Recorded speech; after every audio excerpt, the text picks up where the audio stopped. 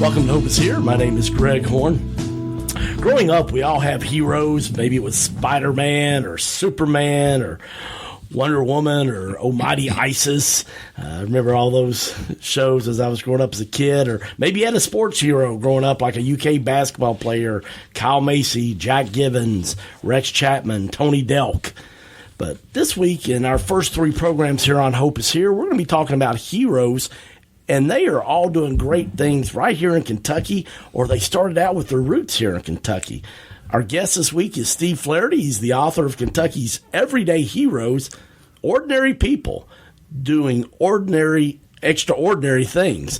And ordinary people doing extraordinary things. And Steve, his most recent edition was just released this summer, Volume 5. Steve, I got to ask you, man, how have you found all these heroes providing hope all throughout Kentucky? I mean, Volume 5, that's awesome. Greg, you're right. Those heroes are out there, and it's sometimes just a matter of kind of shining the light on them. And, it started out years ago when I came up with this idea. I sent an email to a columnist at Courier Journal and got the word out on a Sunday afternoon, big circulation day, and just got swamped with emails, people nominating these kind of people, these everyday heroes I was looking for, and a lot of people even nominated themselves. that was kind of funny, but that got the ball rolling back in 07, 08, and I've profiled about 115 of these people, your neighbor and mine type people who really lift each of us up's own acts of character, because we see that their authentic actions, very often spiritually based. And although I haven't really set out to do a per se Christian series, and over the years, people have learned about this, and people identify me with heroes, everyday heroes in Kentucky. So the stories kind of come to me these days, and it might be it might be somebody knows somebody in their community, or somebody's read one of my stories and gotten a hold of me or whatever. But I have plenty of stories. There's plenty of heroes in Kentucky, and look forward to continuing that. Well, it's really good. I enjoyed Volume 4. We had you on last year and talked about that. Mm-hmm. And Volume 5 is out. And I could really resonate with the first heroes. You had two people in the first chapter. My dad's from Inez, Kentucky, and has good Eastern Kentucky roots. And the first two heroes that you talked about also are from Eastern Kentucky. Tell us about Irma Gall and Peggy Kimner. Greg, the Bible talks about presenting our bodies as a living sacrifice. I've never run into two people that more exemplify that spiritual encouragement that we get. These two ladies, Irma Gall and Peggy Kimner, came in the late 50s down into Knox County, and place down there, extremely poor. It's been written about other places. It's come out in national stories, called Stinking Creek. And they had met, both devout ladies, they had met doing some mission work down in Leslie County in eastern Kentucky. Hit it off just really quickly. And so they decided to enter into ministry and heard about this place called Stinking Creek. Now, Irma had a tremendous talent as a teacher, just a very sharp lady who wanted to help lives get better through teaching. Peggy delivered babies, was one of the old midwife type people that had started out working with the Frontier program that has been so positive for so many people. They came to this area and immediately saw God's direction to be there. And it was very, very poor. They had heard about this, and first thing they needed to do was to find a place to live. which was what very time difficult. frame? This was the late 1950s. The late 50s. They were just out of school, out of college. They were in their early 20s, and so came there and decided what they were going to do. Felt God's direction there, and looking for a place to live. And what a story Irma told me. Came upon this place out in the thicket, down in a lower place. Saw this framed house that was just absolutely dilapidated, and it had all kinds of bugs and snakes and so forth going through it, and most people would just as soon set a match to it. They looked at it as a nice challenge. They were excited about that. Got a hold of the gentleman who owned that land, and he kind of shook his head. He thought they were kind of strange, but said we're interested in renting this place. And he reluctantly agreed, but he said, if you can fix this up a little bit, you want to stay here free, that's your baby. And so, it's in bad shape, but he's going to let them live rent free. Yeah, there's going to be a lot of work to get that quote free rent, right? Absolutely. And the windows were a mess, and tell about how they approached this, doing the windows. One of them had like a little seesaw thing, a little board that one set on the inside and the other hung out on the outside, and fixed those windows and so forth.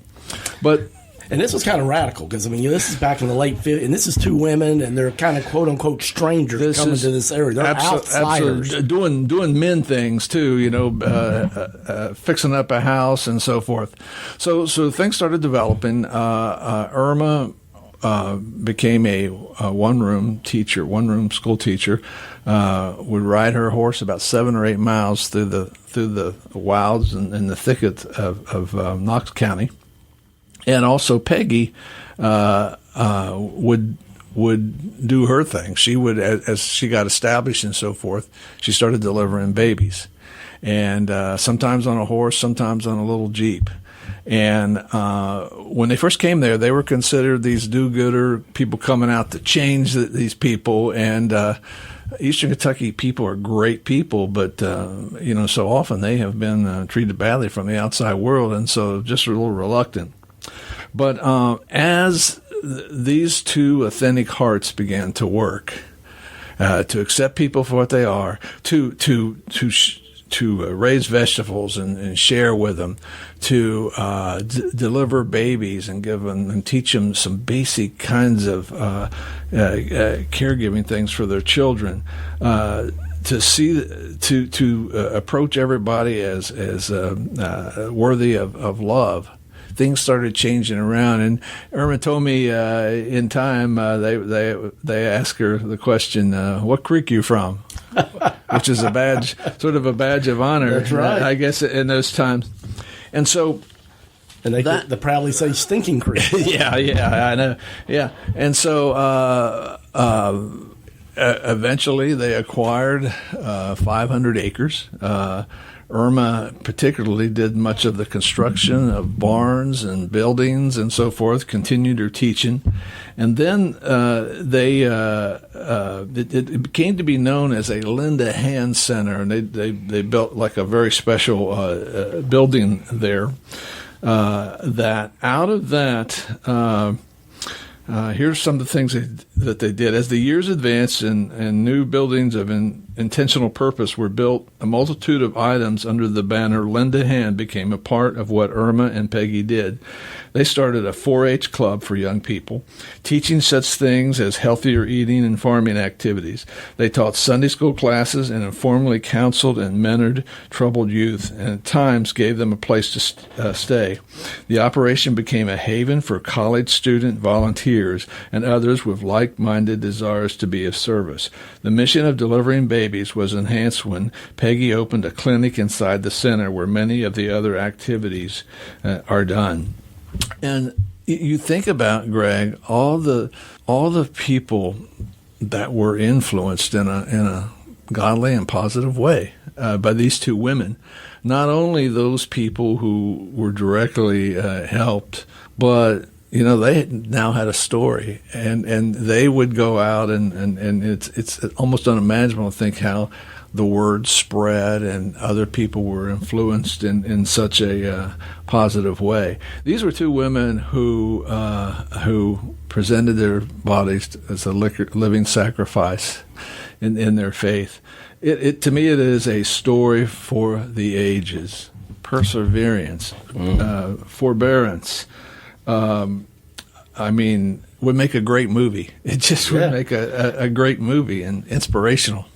Well, there's no doubt, as I read this chapter of your book, first one, get off to a great start, the first heroes. Peggy delivered more than 500 babies, and my goodness. And then there's also humor in it. Irma talked about, how she mowed hay and plowed patches of soil for neighbors to plant gardens. And she said, we made a lot of women mad because I was out in the fields with her husband somewhere.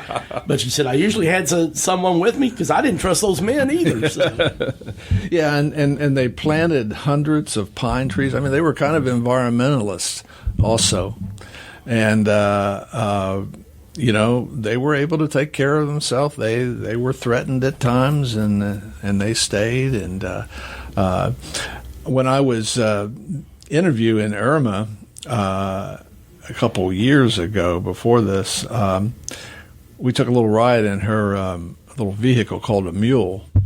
And we went back to her cabin and was kind of talking about things. And she asked me if I heard the sound of those rattlesnakes.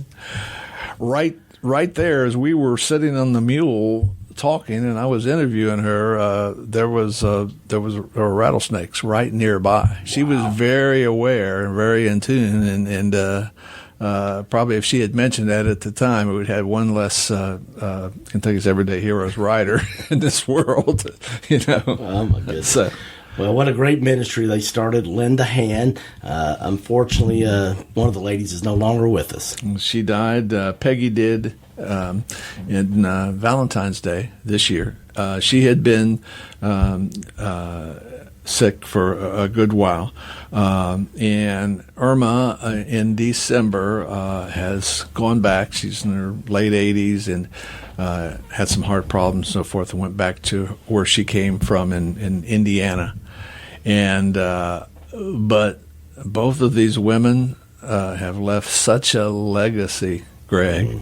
One of my favorite hero stories of all 115 is this one, and one for the ages, I think. So. Well, I agree. I was definitely moved by it. Over 50 years. They were trailblazers starting there in the late 1950s and just wrapping it up here recently. So if you just tuned in, though, we've been talking with Steve Flairty. He's been our guest today. He's going to be with us a couple more programs, telling us about Kentucky's everyday heroes, people spreading hope. He is the author of 7 books, including his most recent book called Kentucky's Everyday Heroes. It's volume 5. I've read 4. I'm just almost done with 5 now, so I want to encourage you to pick up a copy of that. Steve is also a teacher and a public speaker, and he is a senior correspondent for Kentucky Monthly and a weekly columnist for KentuckyForward.com and NKYTribune.com. Steve, if people want to pick up a copy of this book, where can they do that? Well, around this central Kentucky area, Joseph Beth, you can find me on Facebook and get a personalized copy, Steve Flairty, Flairty, Amazon, all those kind of places. And then also, I do a lot of speaking about I try to put a face on these heroes. And have me come and speak to your group, church group, whatever, Kiwanis Club, whatever. Love to speak, love to share these stories. I have the books available there.